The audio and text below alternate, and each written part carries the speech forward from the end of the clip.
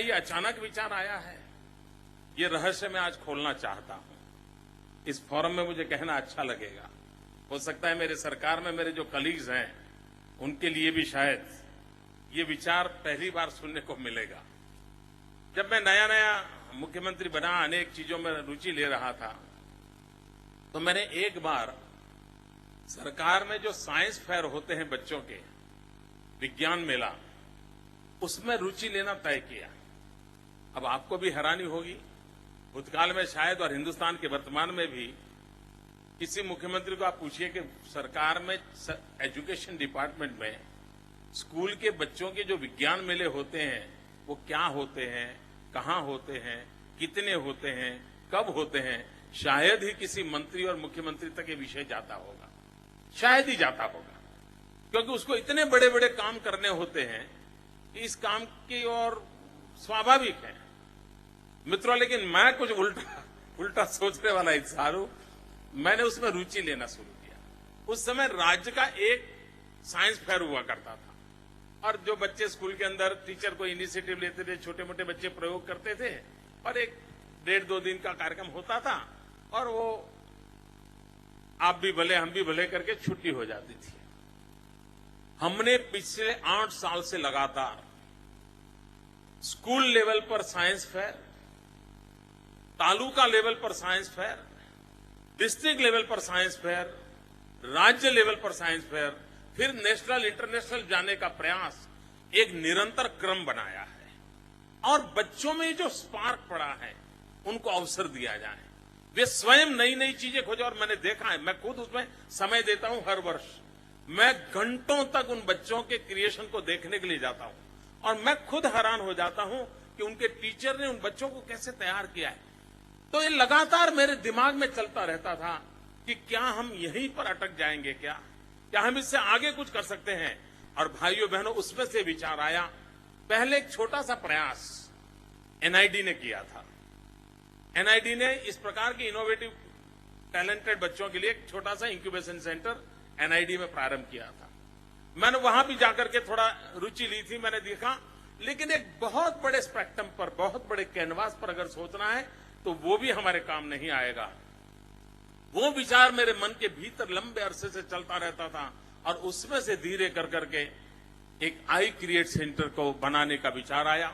मैंने एक बार कुछ यूनिवर्सिटी के मित्रों को बुलाया था और उनके साथ मैंने पहली बार आज से करीब 1.5-2 साल पहले इस विचार की बड़ी विस्तार से चर्चा की थी कि क्यों न हम इस प्रकार का स्पार्क जिन बच्चों के अंदर पड़ा है, जो कुछ नया दे सकते हैं, वो पुराने ही नियमों को आधुनिक टेक्नोलॉजी के माध्यम से जोड़ करके कुछ कंट्रीब्यूट कर सकते हैं, हम क्यों नहीं देते हैं। मित्रों, आपको जानकर के खुशी होगी, मैं आज भी यूनिवर्सिटीज के कार्यक्रम में जाता हूं और किसी भी बच्चों ने इस प्रकार के इनोवेशंस के कोई प्रोजेक्ट किए हैं तो मैं स्पेशली उनके लिए समय देता हूं। और मैंने पब्लिकली घोषणा की है कि किसी भी यूनिवर्सिटी के स्टूडेंट्स अगर नेशनल लेवल पर इनाम लाई हुई उनके कोई भी प्रोजेक्ट होगा तो वो मेरे से समय मांगेंगे, मैं पूरा समय दूंगा और उनके प्रोजेक्ट को मैं खुद बैठ करके देखता हूं। बहुत सारे स्टूडेंट्स हैं जो मेरी चैम्बर में आते हैं, अपने प्रोजेक्ट लेकर के आते हैं और मैं बड़े चाव से देखता हूं। अभी मुझे बड़ौदा से कुछ बच्चे आए थे, उन्होंने नॉन स्टॉप ट्रेन का एक विषय निकाला है। किसी प्लेटफॉर्म पर ट्रेन खड़ी ही न रहे और फिर भी पैसेंजर उतरे भी और चढ़े भी। इतना बढ़िया प्रोजेक्ट उन्होंने बनाया था। वो लाए मेरे पास, मैंने उनको फिर बम्बार्डियर कंपनी के पास भेजा। मैंने कहा, देखिए भाई, इन बच्चों ने खोजा है, आप मेट्रो ट्रेन बना रहे हैं, इन बच्चों की टेक्नोलॉजी को समझिए।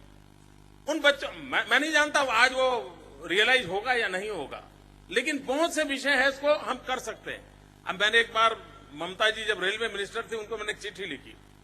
ऐसे ही कुछ नौजवानों के साथ बातचीत करते करते विषय निकला था, हमारे गुजरात से नमक जाता है पूरे हिंदुस्तान में और रेलवे का जो वैगन होता है जिसकी खुद का वेट इतना ज्यादा होता है कि वो नमक बहुत कम ढो सकता है। मैंने कहा, लाइट वेट हम वैगन क्यों न बनाए, और मैंने कहा फाइबर के क्यों न बनाए, फाइबर के बना करके हम ज्यादा नमक क्यों न ले जाए, ताकि नमक सस्ते से सस्ता, गरीब से गरीब के दर तक पहुंचाया जा सकता है। खैर, उन्होंने बाद में उस पर चर्चा की, मेरी प्रधानमंत्री से बात हुई। आपको आश्चर्य होगा कि रेलवे का एक डिब्बा बनाने के लिए मैं प्रधानमंत्री तक पहुंचा और इस बार बजट में पहली बार गुजरात में एनआईटी को इस प्रकार का डिब्बा कैसे बन सकता है, इसकी योजना देने का काम आया है, बजट में घोषित किया है। मित्रों, कहने का तात्पर्य है कि हमारी पुरानी जो सोच है उसमें से बदलाव लाने के लिए बहुत नए इनोवेशंस की आवश्यकता होती है। छोटा छोटा बदलाव भी बहुत चीजों को बदल देता है और इस दिशा में हम काम करना चाहते थे।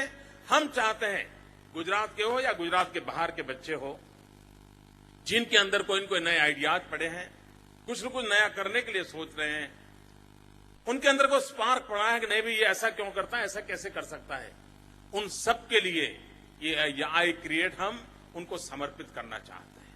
ये उनके लिए है। हम एक ऐसा इंफ्रास्ट्रक्चर क्रिएट करना चाहते हैं कि आप सिर्फ अपने आइडियाज लेकर के आइए, सारी व्यवस्था यहां मौजूद होगी।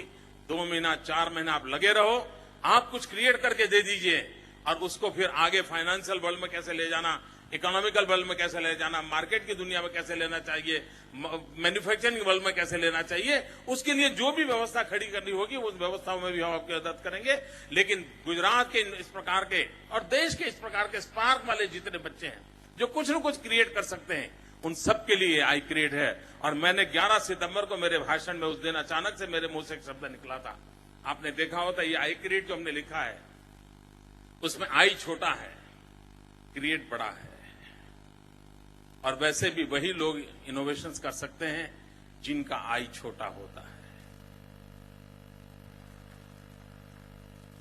और इसलिए हम क्रिएट के अंदर उस भूमिका को लेकर आगे बढ़ रहे हैं। लेकिन मेरा सपना है ये छोटा आई जल्द ही बड़ा आई बने और एक छोटा आई जो आई क्रिएट करता है वो भविष्य में आई फॉर इंडिया, बड़ा आई पूरे विश्व के लिए कुछ क्रिएट करने वाला बन जाए। उतने बड़े सपने को देख करके हम इस काम को आगे बढ़ाना चाहते हैं, उसको हम आगे बढ़ाएं।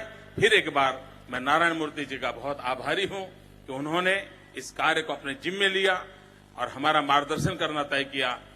ये समाज की सहभागिता से इन काम को आगे बढ़ाने वाले हैं, लोगों को हम जोड़ने वाले हैं, बहुत लोगों से हम डोनेशन के लिए मांग करने वाले हैं और ये संस्था समाज को उसी रूप में हम डोनेट करने वाले हैं ताकि भारत की भावी पीढ़ी के लिए एक ऐसी जगह बने जो भारत के भाग्य का इंक्यूबेशन सेंटर बन जाए।